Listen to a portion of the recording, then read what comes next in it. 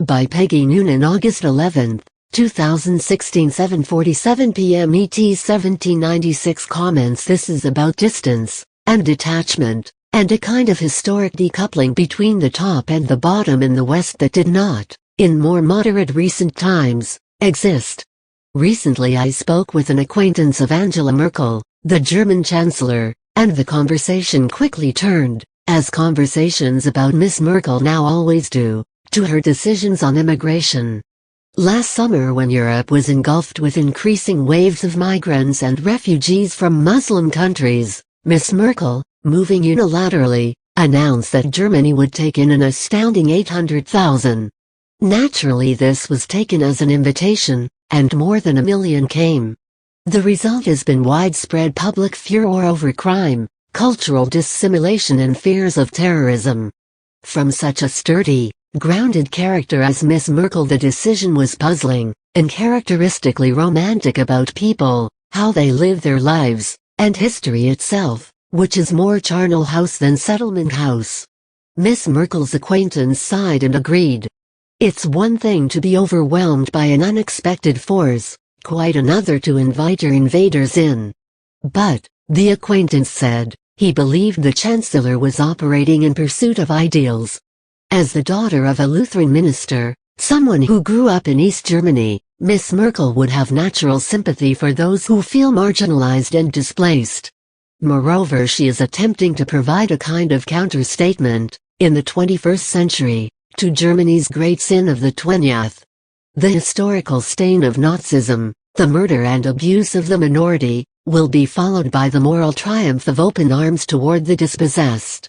That's what's driving it, said the acquaintance. It was as good an explanation as I'd heard. But there was a fundamental problem with the decision that you can see rippling now throughout the West. Miss Merkel had put the entire burden of a huge cultural change not on herself and those like her but on regular people who live closer to the edge, who do not have the resources to meet the burden, who have no particular protection or money or connections.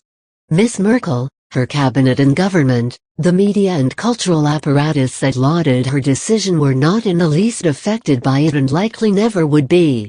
Nothing in their lives will get worse. The challenge of integrating different cultures, negotiating daily tensions, dealing with crime and extremism and fearfulness on the street, that was put on those with comparatively little, whom I've called the unprotected. They were left to struggle, not gradually and over the years, but suddenly and in an era of ongoing crisis that shows no signs of ending, because nobody cares about them enough to stop it. The powerful show no particular sign of worrying about any of this. When the working and middle class pushed back in shocked indignation, the people on top called them xenophobic, narrow-minded, racist. The detached, who made the decisions and bore none of the costs, got to be called humanist, compassionate, and hero of human rights.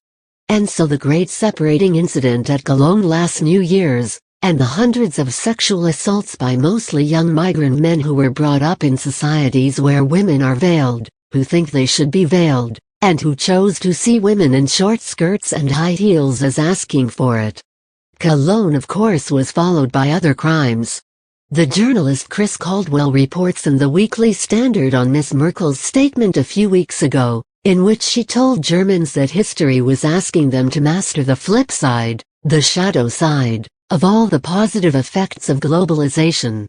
Caldwell, this was the Chancellor's way of acknowledging that various newcomers to the national household had begun to attack and kill her voters at an alarming rate. Soon after her remarks, more horrific crimes followed, including in Munich 9 killed in a McDonald's, Reutlingen a knife attack, and Ansbach a suicide bomber.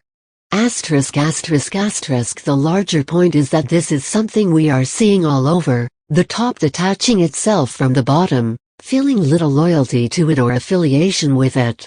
It is a theme I see working its way throughout the West's power centers. At its heart it is not only a detachment from, but a lack of interest in, the lives of your countrymen, of those who are not at the table, and who understand that they've been abandoned by their leaders' selfishness and mad virtue signaling. On Wall Street, where they used to make statesmen, they now barely make citizens. CEOs are consumed with short-term thinking, stock prices, quarterly profits. They don't really believe that they have to be involved with America now.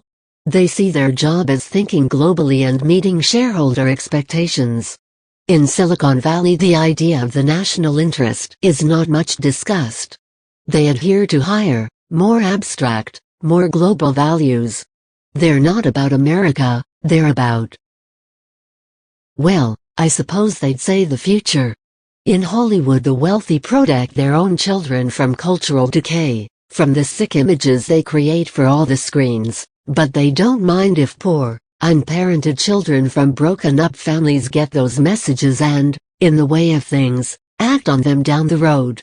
From what I've seen of those in power throughout business and politics now, the people of your country are not your countrymen, they're aliens whose bizarre emotions you must attempt occasionally to anticipate and manage. In Manhattan, my little island off the continent, I see the children of the global business elite marry each other and settle in London or New York or Mumbai. They send their children to the same schools and are alert to all class markers. And those elites, of Mumbai and Manhattan, do not often identify with, or see a connection to, or an obligation toward, the rough, struggling people who live at the bottom in their countries. In fact, they fear them, and often devise ways, when home, of not having their wealth and worldly success fully noticed. Affluence detaches, power adds distance to experience. I don't have it fully right in my mind, but something big is happening here with this division between the leaders and the led. It is very much a feature of our age. But it is odd that our elites have abandoned or are abandoning the idea that they belong to a country, that they have ties that bring responsibilities, that they should feel loyalty to their people or, at the very least, a grounded respect. I close with a story that I haven't seen in the mainstream press. This week the Daily Caller's Peter Hassan reported that recent Syrian refugees being resettled in Virginia were sent to the state's poorest communities. Data from the State Department showed that almost all Virginia's refugees since October have been placed in towns with lower incomes and higher poverty rates, hours away from the wealthy suburbs outside of Washington, D.C. Of 121 refugees, 112 were placed in communities at least 100 miles from the nation's capital. The suburban counties of Fairfax, Loudoun and Arlington, among the wealthiest in the nation, and home to high concentrations of those who create and populate government and the media, have received only 9 refugees. Some of the detachment isn't unconscious. Some of it is sheer and clever self-protection. At least on some level they can take care of their own.